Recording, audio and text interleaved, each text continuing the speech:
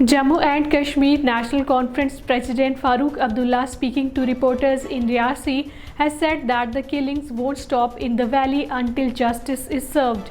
He even asked why the situation has not improved despite the abrogation of Article 370 in Jammu and Kashmir, which the BJP earlier blamed for the targeted killings. At least 4 vehicles parked in a parking lot of Srinagar town in Poonch district were damaged due to fire that erupted from the vehicles mysteriously.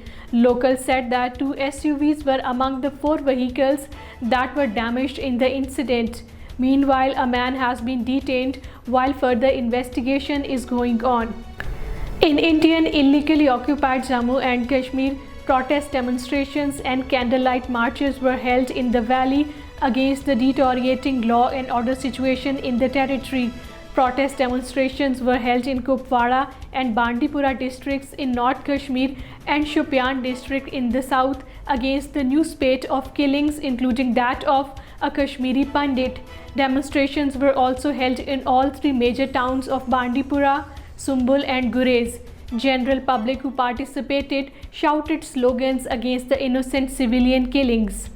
The Reality of Enforcement Directorate, for its raids and crackdowns on innocent people in Indian illegally occupied Jammu and Kashmir, has been exposed by India's own Hindu extremist organization Shiv Sena. Shiv Sena leader Manisha Kyande, in a statement, attacked Indian Finance Minister Nirmala Sitharam over her statement, saying that she is misleading the common people. Manisha said that this is a joke. Nirmala is misleading people through her statements in America.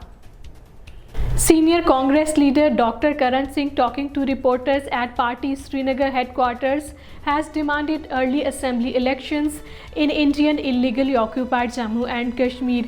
Singh said that democracy cannot be ensured without the elections in Jammu and Kashmir, so all the parties here have been demanding immediate conduct of the polls.